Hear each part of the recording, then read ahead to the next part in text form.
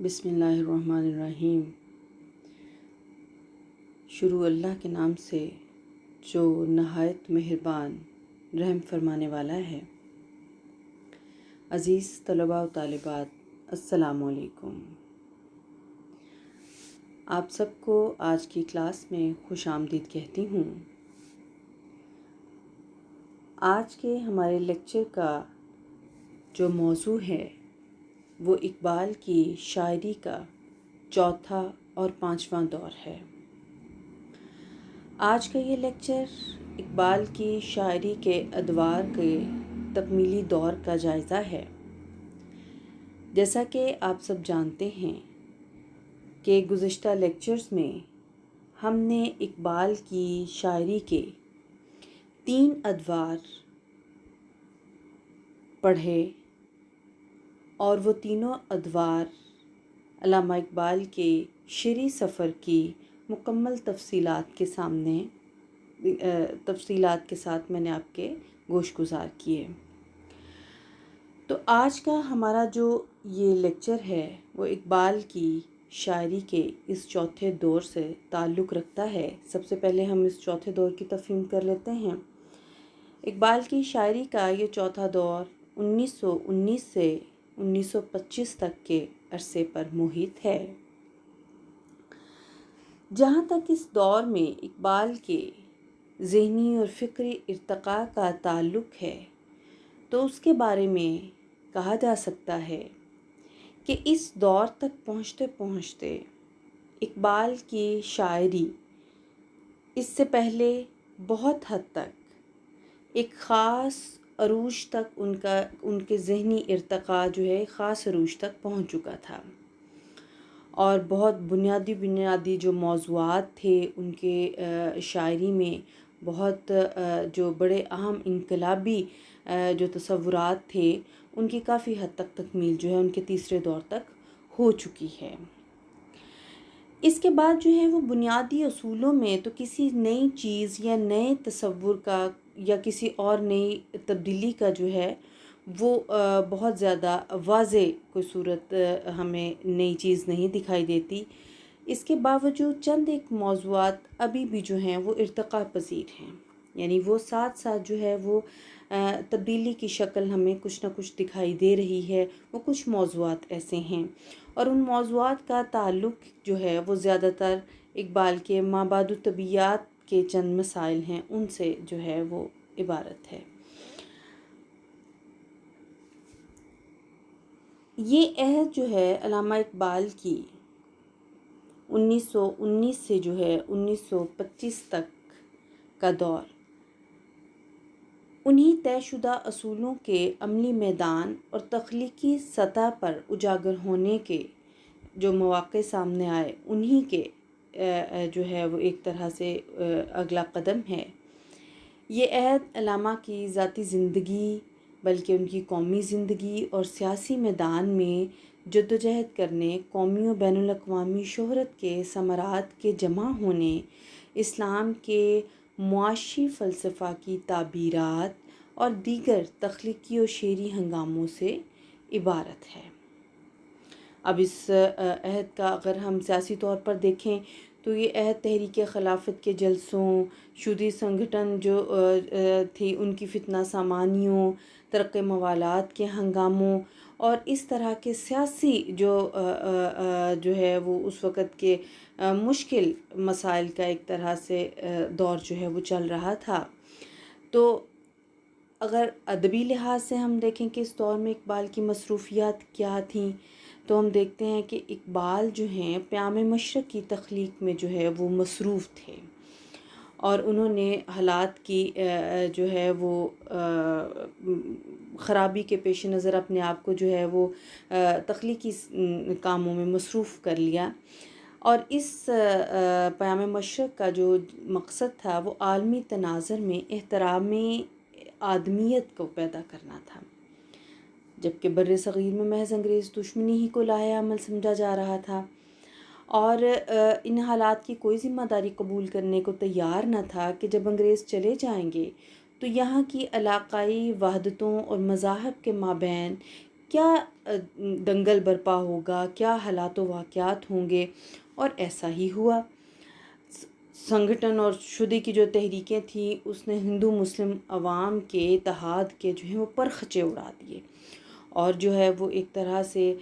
بہت کھل کر جو ہے وہ ہندوؤں کی منافقت بھی سامنے آ گئی، اور جو ہے مسلمانوں کے اس نام نہاد جو اتحاد کے جو تصویر واضح ہو کر جو ہے وہ سامنے آ گئی۔ علامہ اقبال نے اس صورت میں ملت اسلامیہ کا جو ہے وہ ایک قوی تصور جو ہے وہ پیش کر دیا، اور زیادہ وضاحت کے ساتھ، صراحت کے ساتھ وہ کہتے ہیں اپنی ملت پر قیاس اقوام مغرب سے نہ کر، خاص ہے ترکیب میں قوم رسول ہاشمی، ان کی جمعیت کا ہے ملک و نسب پر انحصار، قوت مذہب سے مستحکم ہے جمعیت تیری، دامن دین ہاتھ سے چھوٹا تو جمعیت کہاں، اور جمعیت ہوئی رخصت تو ملت بھی گئی۔ پنجاب کی فرقہ وارانہ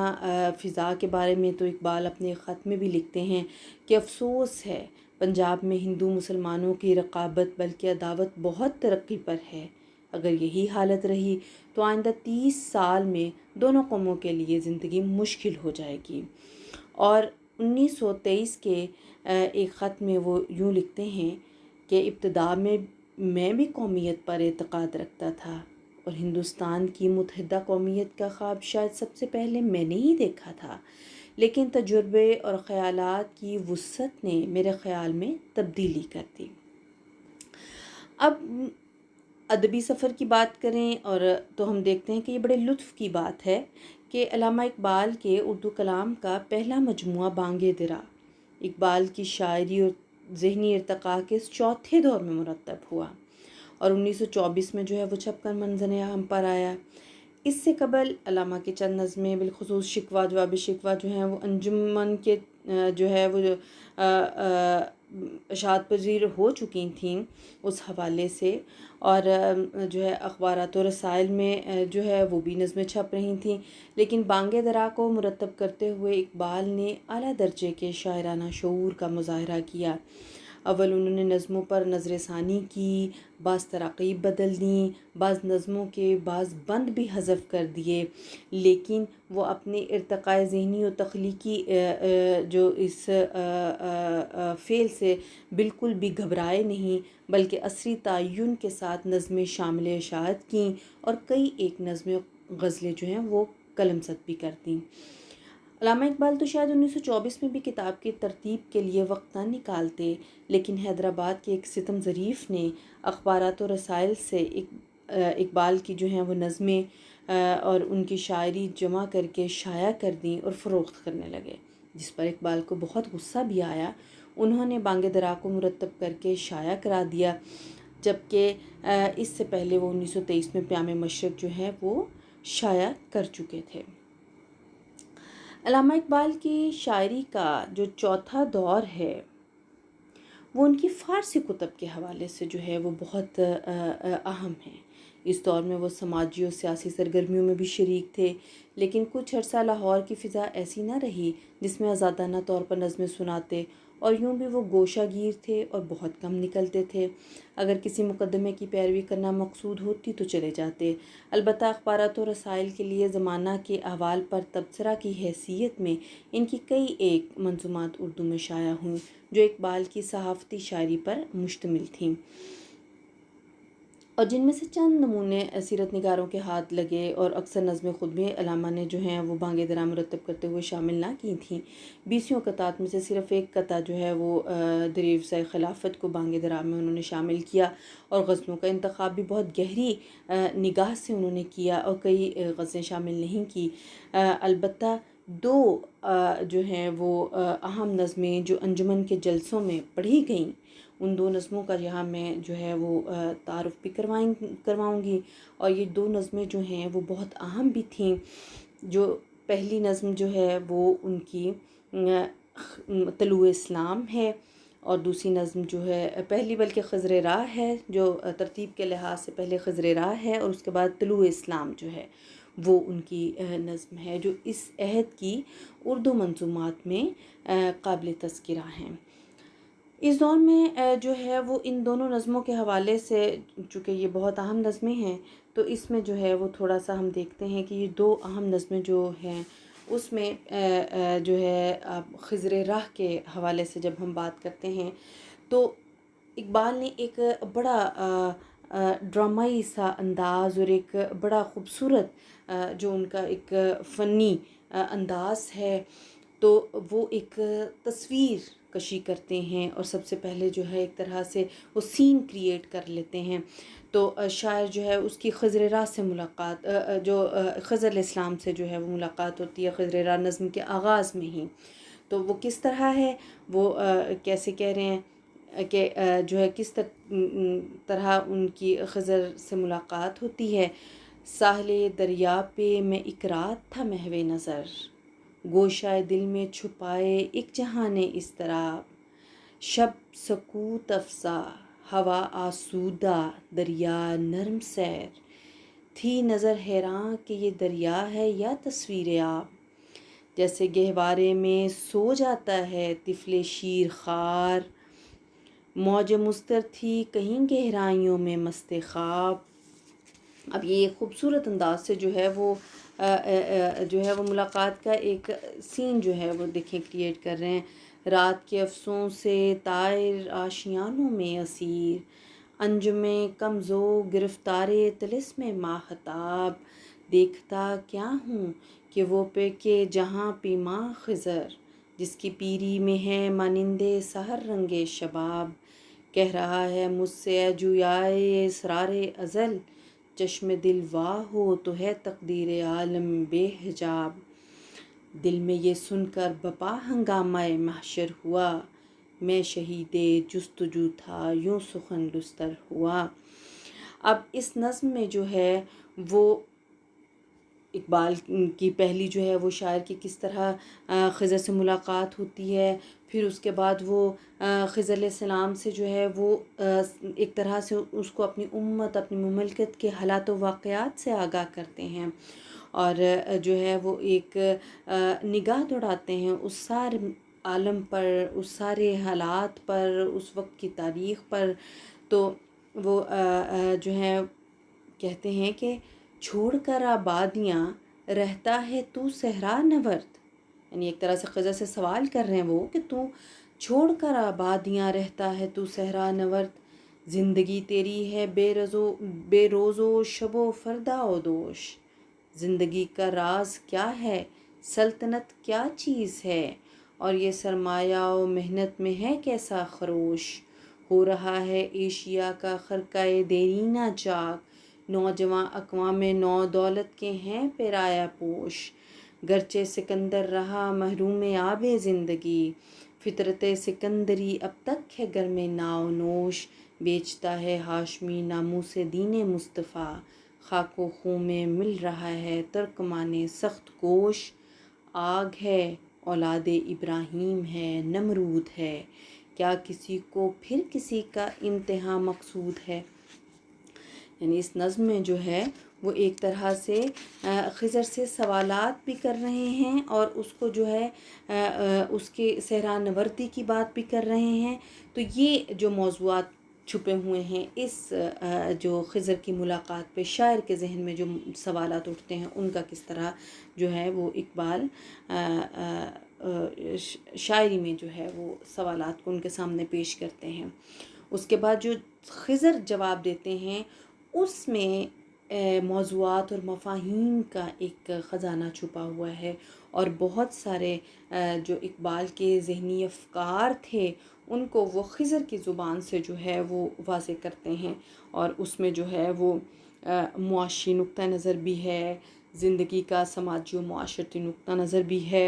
عالم اسلام کا آفاقی جو پہلو ہے وہ بھی ہے۔ تو وہ جواب خضر کا آغاز کہاں سے ہے؟ وہ کہتے ہیں کیوں تعجب ہے میری صحرا نوردی پر تجھے، یہ تگا پوئے دمادم زندگی کی ہے دلیل، اے رہین خانہ تو نے وہ سامان دیکھا نہیں، گونجتی ہے جب فضائے دشت میں بانگے رحیل، ریت کے ٹیلے پہ وہ آہو کا بے پرواہ خرام، وہ ہزر بے برگ و ساما، وہ سفر بے سنگ و میل. یعنی وہ بتا رہے ہیں کہ میں جو ہوں وہ صحرا نوردی میں کیا کیا اس میں جو ہے وہ میرے لیے لطف کا سما ہے. تو جو ہے اس میں پھر اگلا زندگی ہے، موضوع جو آتا ہے وہ زندگی کا ایک چھپے ہوئے اس کے مفاہیم ہیں. زندگی کی حرکت ہے، جدوجہد ہے، تحرک ہے، زندگی کا اضطراب ہے. اور خضر کے زبان سے اپنی مسلمانوں کے لیے، اپنی امت کے لیے اقبال کے پیغام ہیں. اور وہ کہتے ہیں کہ اپنی دنیا آپ پیدا کر اگر زندوں میں ہے، سر آدم ہے ضمیر کن فقاں ہے زندگی. تو اسے پیمانہ امروز و فردا سے نہ ناپ، جاوداں پہ ہم دواں ہر دم جواں ہے زندگی. برتر از اندیشہ سود و ضیاع ہے زندگی، ہے کبھی جاں اور کبھی تسلیم جاں ہے زندگی. تو یہ زندگی کی حقائق کو جو ہے وہ اپنی خوبصورت انداز میں اقبال پیش کرتے ہیں. زندگانی کی حقیقت کو حکم کے دل سے پوچھ، جوئے شیر و تیشا و سنگے گراں ہے زندگی. بندگی میں گھٹ کے رہ جاتی ہے ایک جوئے کا ماب، اور آزادی میں بہرے بے کراں ہے زندگی. تو زندگی کا جو ایک راز ہے، تحرک ہے، اضطراب ہے، اس کو جو ہے وہ اقبال بڑی خوبصورت انداز میں جو ہے وہ زندگی کے اس موضوع، اس عنوان کے تحت جو ہے وہ پیش کرتے ہیں، جس کا اختتام جو ہے وہ کہتے ہیں یہ گھڑی محشر کی ہے تو عرصہ محشر میں ہے، پیش کر غافل عمل کوئی اگر دفتر میں ہے. اس کے بعد پھر سلطنت کی وہ بات کرتے ہیں، اور سلطنت میں ایک حکمران، محکوم، غلام، ان کی جو ہے وہ ایک پورا فلسفہ ہے وہ اس میں پیش کرتے ہیں. اور سرمایہ دارانہ نظام کی بات کرتے ہیں، اور جو ہے وہ کہتے ہیں آپ بتاؤں تجھ کو رمز آیا ان الملوک، سلطنت اقوام غالب کی ہے ایک جادوگری. خواب سے بیدار ہوتا ہے ذرا محکوم مگر، پھر سلا دیتی ہے اس کو حکمراں کی ساحری. تو یہ جو ایک غلامی کا سفر تھا، جو مسلمانوں کا انگریزوں کی غلامی میں غفلت کی نیند میں چلے جانا، اس ساحری میں چلے جانا، اس پہ جو ہے اقبال قلم اٹھاتے ہیں. اور جو ہے وہ کہتے ہیں کہ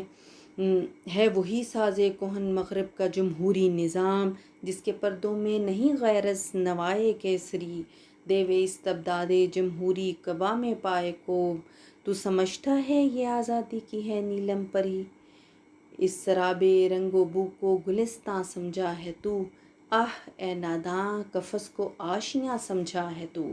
یعنی اس میں جو ہے وہ مغرب کے جمہوری نظام پر جو ہے وہ سوال اٹھا رہے ہیں، اور وہ سمجھا رہے ہیں کہ حقیقت میں یہ ایک قفس ہے جس کو بظاہر جو ہے وہ ایک خوبصورت سراب اور رنگ و بو کا جو ہے نمونہ بنا کر جو ہے پیش کیا جا رہا ہے. پھر وہ سرمایہ و محنت کے نام سے جو ایک عنوان انہوں نے بنایا ہے، اس میں جو ہے وہ کیا کہہ رہے ہیں کہ خضر کی زبان سے وہ مزدوروں کو پیغام دے رہے ہیں، سرمایہ دارانہ نظام پر حرف اٹھا رہے ہیں، اور جو ہے وہ سرمایہ داروں کو ایک جو ہے وہ للکار رہے ہیں ایک طرح سے. اور وہ کہتے ہیں بندہ مزدور کو جا کر میرا پیغام دے، خضر کا پیغام کیا ہے یہ پیام کائنات، اے کہ تجھ کو کھا گیا سرمایہ دار رے ہی لگر، شاخ آہو پر رہی صدیوں تلک تیری برات، دست دولت آفریں کو مزد یوں ملتی رہی، اہل ثروت جیسے دیتے ہیں غریبوں کو زکوٰۃ. تو یہ جو سرمایہ اور محنت اور سرمایہ داروں کا جو ہے وہ اور ایک استحصالی انداز تھا ان کا، اس پر اقبال جو ہے وہ بات کرتے ہیں. اور وہ کہتے ہیں کہ مکر کی چالوں سے بازی لے گیا سرمایہ دار، انتہائے سادگی سے کھا گیا مزدور مات، اٹھ کے اب بزم جہاں کا اور ہی انداز ہے، مشرق و مغرب میں تیرے دور کا آغاز ہے. تو جو ایک خوبصورت انداز ہے ان موضوعات میں چھپا ہوا، ایک جو ہے وہ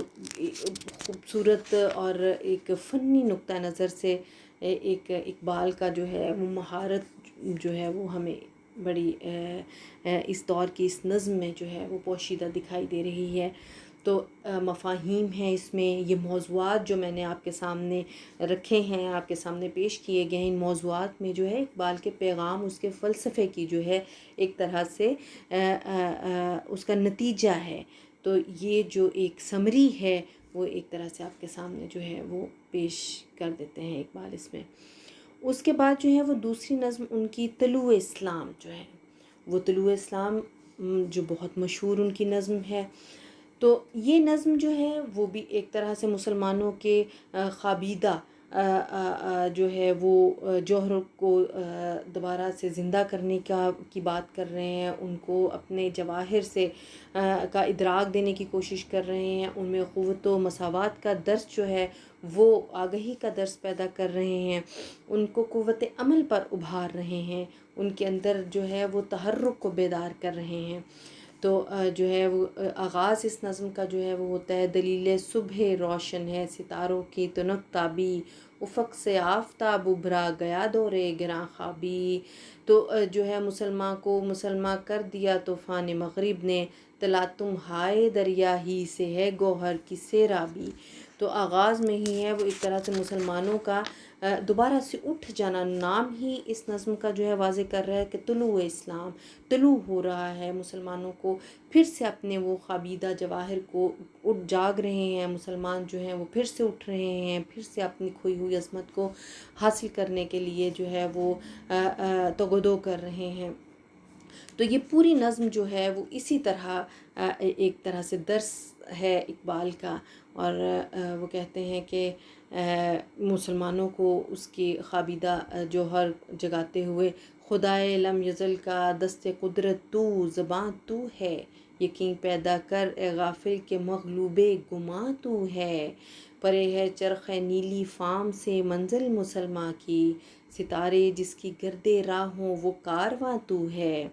مقام فانی مقیانی ازل تیرا ابد تیرا، خدا کا آخری پیغام ہے تو، جاوداں تو ہے۔ تو ایک طرح سے مسلمانوں کو جو ہے وہ بتا رہے ہیں کہ تو ہی جو ہے وہ جاوداں ہے، تو ہی خدا کا آخری پیغام ہے، تو خدا کا نائب ہے، تو اپنی اس جو ہے قوت بازو پر یقین رکھ، اور سبق پہ پھر پڑھ صداقت کا، عدالت کا، شجاعت کا، لیا جائے گا تجھ سے کام دنیا کی امامت کا۔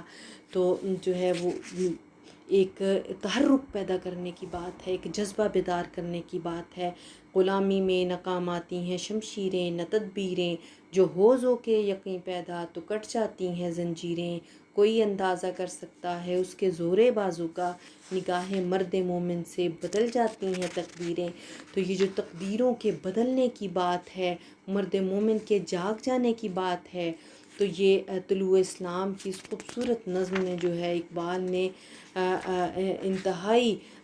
درد انگیز اور اثر انگیز انداز میں ایک انقلابی آواز جو ہے وہ ہمیں سنائی دے رہی ہے اس نظم کے ذریعے: تو راز کن فقاں ہے اپنی آنکھوں پر عیاں ہو جا، خودی کا رازداں ہو جا، خدا کا ترجماں ہو جا،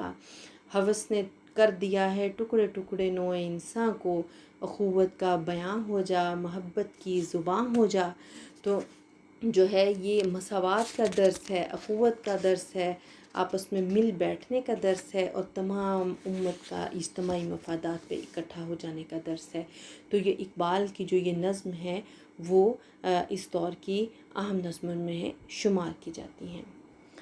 تو یہ اقبال کے چوتھے دور کے جو ہیں وہ بنیادی موضوعات تھے، اور ان کی جو ہے سیاسی اور جو ہے اس وقت کے حالات تھے، اور ان میں جو ہے اقبال کی اہم تصانیف جو تھیں وہ سامنے آئیں، اور ان کی جو ہے موضوعات میں جو ان منظومات میں جو ہیں وہ اہم اقبال کے ذہنی فکر اور ان کے افکار کو ہم دیکھا ہے ہم نے۔ اب پانچویں دور کی شاعری کی خصوصیات: یہ پانچواں دور 1926 سے جو ہے 1937 تک کے عرصے پر جو مشتمل ہے۔ تو علامہ اقبال کی شاعری کا پانچواں دور ایک طرح سے ان کی وفات تک، یعنی کہ وفات تک جو ہے وہ یہ دور ہم اس کو سمجھیں گے اور گردانا جائے گا۔ یہ دور ان کی بھرپور سیاسی جدوجہد، سماجی تبدیلیوں کے لیے کوشش، اور کئی ایک علمی اور تحقیقی کارناموں کا دور ہے۔ جنہیں اگر اختصار کے ساتھ بیان کیا جائے تو ہم کہہ سکتے ہیں کہ اس عہد کے آغاز میں چونکہ علامہ ایک دانشور، مدبر قوم اور قومی شاعر کی حیثیت سے جو ہے وہ متعارف ہو چکی تھی ان کی شخصیت پورے ہندوستان میں بلکہ پورے دنیا اسلام میں، اور اس لیے جو ہے وہ کئی ایک سماجی انجمنیں اور پارٹیاں جو ہیں ان کی آراء معلوم کرتی تھیں، اخبارات میں ان کے بیانات شائع ہوتے تھے، کئی ایک سماجی جو ہیں وہ پارٹیاں یا سیاسی جو جماعتیں ہیں انہیں اپنا رکن بنانا چاہتی تھیں، لیکن وہ حتی المقدور جو ہیں وہ کنارہ کش رہے۔ آخر اپریل 1926 میں دوستوں کے مجبور کرنے پر پنجاب لیجسلیٹو کونسل کے انتخابات میں لاہور کی مسلم نشست کے لیے بطور امیدوار کھڑے ہوئے، اور جو ہے وہ ان کے مد مقابل جو ہیں ملک محمد حسین اور ملک محمدین جو ارائیں برادری کے امیدوار تھے۔ بہرحال جو ہے وہ کافی ایک اچھا خاصا مقابلہ اور جو ہے آپس میں چلا، لیکن جو ہے وہ اس میں آخر کار جو ہے وہ علامہ اقبال جو ہے وہ کامیاب قرار پائے۔ 5675 ووٹ جو ہیں وہ علامہ اقبال کو ملے اور وہ کامیاب ہو گئے اس انتخابات میں۔ تو ایک طرح سے ان کا سیاسی جو جدوجہد کا یہ دور تھا یہ کافی زیادہ ان کی عملی مشقت پر، ان کی جدوجہد پر، ان کے سیاسی کارناموں پر، ان کی ایک طرح سے سیاست میں عمل دخل صرف محض اس وجہ سے کہ جو ہے وہ ایک دانشور تھے، مفکر تھے، وہ قوم کے ذمہ داری کو لے کر آگے بڑھ رہے تھے، تو اس میں جو ہے وہ اپنے دوست احباب کے کہنے پر جو ہے وہ اس طرح آگے بھی آئے۔ تو یہ ان کا جو ہے وہ علمی و تحقیقی کارناموں کا بھی دور ہے اور سیاسی جدوجہد کا بھی دور ہے۔ تو اس دور میں جو ہے وہ ہم دیکھتے ہیں کہ اہم ترین جو شعری کارنامے ہیں ان میں کون کیا ہیں؟ بال جبریل ہے، اور ارمغان حجاز جو ہے اردو اور فارسی دونوں میں وہ سامنے آئی ہمارے۔ پھر جو ہے جاوید نامہ، ان کا زندہ جاوید جو ہے شاہکار ہے، جس میں انہوں نے اپنا ذہنی سفر مولا روم کی قیادت میں جو ہے طے کیا ہے، لیکن اصل ان کا مقصد جو ہے وہ یہ تخیل، یہ ایک طرح سے معلومات کا خزانہ ہے جو وہ اپنے قوم کو جو ہے وہ دینا چاہتے تھے۔ اس کے بعد جو ہے انہوں نے بہت سی اپنی کوتاہیوں کی بھی تلافی کی اور بعض اپنے مابعد و طبیعاتی تصورات کی وجدانی کیفیت بھی آشکار کی ہے۔ تو الغرض علامہ کی شاعری کا آخری دور جو ہے وہ نہایت بھرپور تخلیقی دور ہے، جس نے انہیں صرف اردو اور فارسی ہی نہیں بلکہ ادبیات عالم میں ایک عظیم شاعر اور ایک نابغہ روزگار فلسفی کی شہرت اور اہمیت جو ہے وہ عطا کی ہے۔ تو اگر تاریخ کا ورق زیر نگاہ رہے تو دراصل اقبال کے زمانے میں اقبال جیسا بلند تخیل اور قد آور شاعر ہمیں پوری دنیا میں دکھائی نہیں دیتا، اور اقبال مسلمانوں کے قومی شاعر ہیں، لیکن حقیقت میں وہ پوری نوع انسانی کے دانشور ہیں۔ تو جو ہے وہ ہم دیکھتے ہیں کہ غزلیات جو ہیں والد جبریل کی جاوید نامہ لکھا، پھر ایک مثنوی ان کی پس جب عائد کردہ اقوام شرق جو ہے وہ بھی سامنے آئی۔ والد جبریل کی غزلوں کا جو ہے وہ اگر ہم دیکھیں تو ان غزلوں میں بھی ایک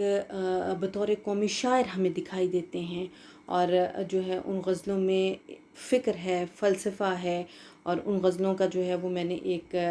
پہلا جو مصرع ہے وہ آپ کے سامنے یہ رکھا ہے۔ ان غزلوں کی قرأت کریں، ان کو پڑھیں تو آپ دیکھیں گے کہ اس میں جو ہے وہ اقبال کی فکر ہر ایک لفظ میں ایک موتی کی طرح پروئی ہوئی دکھائی دیتی ہے، اور بڑی خوبصورت شعرائے آفاق یہ غزلیں ہیں جو کہ اقبال کے اس دور میں والد جبریل میں جو ہیں وہ شامل ہیں۔ ان غزلوں کے علاوہ اگر ہم دیکھیں تو بالِ جبریل کی منظومات بہت زیادہ خوبصورت ہیں اور بہت جو ہے معنی خیز ہیں، اور اس میں اقبال کی فکر جو ہے وہ جو بالکل واضح ہو کر ہمارے سامنے مزید وضاحت و صراحت کے ساتھ آتی ہے، جس میں جو ہے وہ ساقی نامہ، العرض للہ، زمانہ پیر و مرید، فلسفہ و مذہب، تتاری کا خواب، فقر، شاہین، ابلیس کی، پھر یہ تو وہ ہیں جو بالِ جبریل کی منظومات ہیں۔ ان میں ایک ولولہ ہے، ایک جامعیت ہے، اور اقبال کی فکر جو ہے وہ ہمارے سامنے آتی ہے. تو اس میں الارض للہ جو ہے جیسے بڑی ایک خوبصورت نظم ہے کہ پالتا ہے بیج کو مٹی کی تاریکی میں کون دریاؤں کی موجوں سے اٹھاتا ہے سحاب، کون لایا کھینچ کر پچھم سے باد سازگار، خاک یہ کس کی ہے کس کا ہے یہ نور آفتاب، کس نے بھر دی موتیوں سے خوشائے گندم کی جھیب، موسموں کو کس نے سکھلائی ہے خوئے انقلاب، دے خدایا یہ زمین تیری نہیں تیرے آبا کی نہیں تیری نہیں میری نہیں. تو اس میں جو ایک درس ہے، ایک ہمارے سامنے ان کی سوچ ہے، اس کی فکر ہے، جس میں زمین کے ساتھ ایک آفاقی تصور جو ہے کہ وہ یہ تمام زمین جو ہے وہ کچھ نہیں، یہ تمام ملکیت اللہ کی ہے، اور جو ہے وہ ایک قبضہ قدرت میں ہے اس کی، اور بس تو جو ہے وہ اپنے بازو پر اپنی بازو کی تخلیقی جوہر پر جو ہے اس پر یقین رکھو. اور خود جو دیہات کا خدا ہے، جو ایک طرح سے جاگیردار ہے، اس کے لیے ایک للکار ہے. جہاں انہوں نے جو ہے وہ جواب خضر میں، خضر کی زبان میں سرمایہ و محنت کے عنوان میں جو ہم نے پیچھے پڑھا، اس میں جو ہے سرمایہ دارانہ نظام پر جو ہے قاری وار کیا ہے، سرمایہ دار کو جو ہے للکارا ہے، اور مزدور کے حق میں بات کی ہے، اور مزدور کو پیغام دیا ہے. یہاں جو ہے وہ ایک طرح سے دیہات کے جاگیردار سے بات کر رہے ہیں کہ یہ زمین تیرے یا تیرے آباء و اجداد کی نہیں ہے، بلکہ یہ زمین اللہ کی زمین ہے. تو جو ہے وہ انتہائی کمال فکر اور خوبصورت جو ہے وہ انداز سے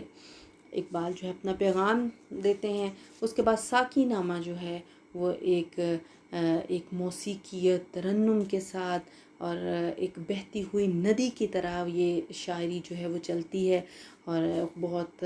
کمال ان کی جو ہے وہ نظموں میں شمار کی جاتی ہے. مصنوی کی آیت میں لکھی ہوئی ہوا خیمہ زن کاروان بہار، ارم بن گیا دامنے کو حصار، گلو نرگس و سوسنو نسترن، شہید ازل لالائے خون کفن،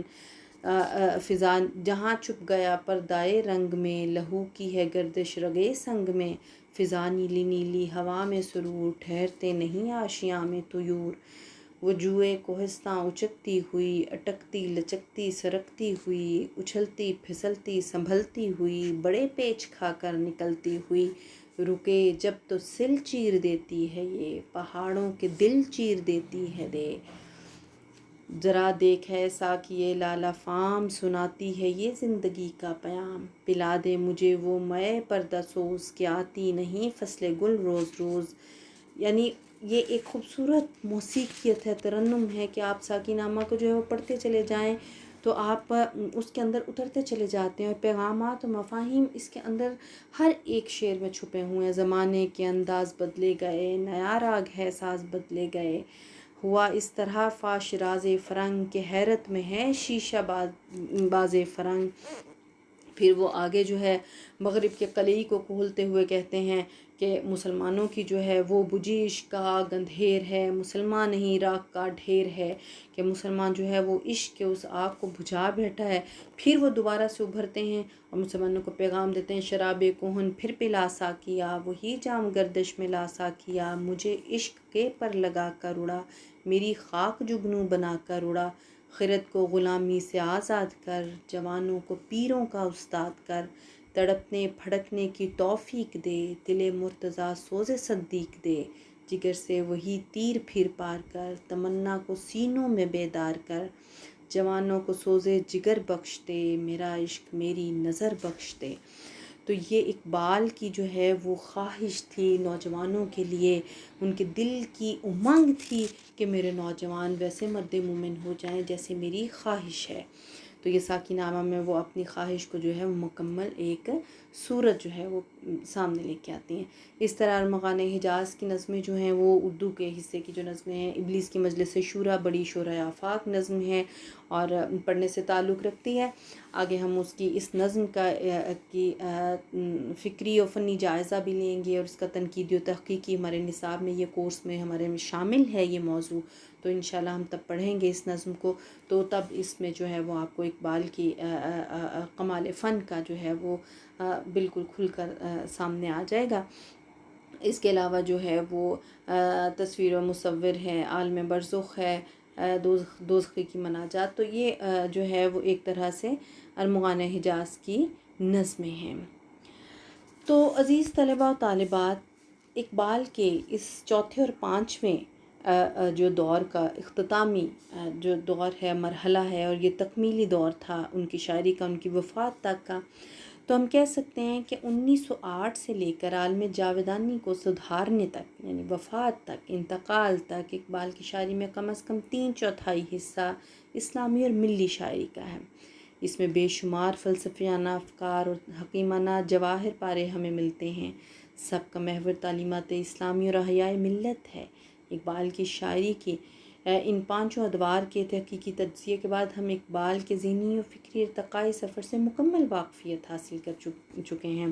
اور ہم کہہ سکتے ہیں کہ اقبال محض ایک شاعر ہی نہیں بلکہ ایک حکیم، دانا، فلسفی، مبلغ، فطرت نگار و اسلام کا داعی و شیدائی ہے۔ یعنی اقبال در حقیقت ایسے شاعر ہیں ہمارے لیے، ایسے استاد ہیں ہمارے لیے، ایسا نمونہ ہیں جو کہ جس نے ہماری امت میں ایک انقلاب پیدا کیا اور ہمیں وہ پلیٹ فارم دیا جس کی ضرورت آج بھی ہے ہمیں۔ تو عزیز طلباء و طالبات، آپ جو ہیں جو شاعر رنگین نوا میں ہے جادو، جیسا وہ کہتے ہیں، تو شاعر رنگین نوا میں جو جادو ہے، وہ جادو جو ہے وہ آج بھی اثر رکھتا ہے، اور ضرورت اس بات کی ہے کہ ہم اس کو اپنے دلوں میں محسوس کریں، اور اقبال کے دیے ہوئے افکار اور تصورات کو جو ہم نے ان کے پہلے دور سے لے کر دوسرے، تیسرے، چوتھے، پانچویں دور کے ان تدریجی اور ارتقائی مراحل کو، ارتقائی سفر کو ان کی شعروں میں، ان کی شاعری میں درجہ بدرجہ مرحلہ وار بدلتے ہوئے ہم نے دیکھا ہے، پڑھا ہے،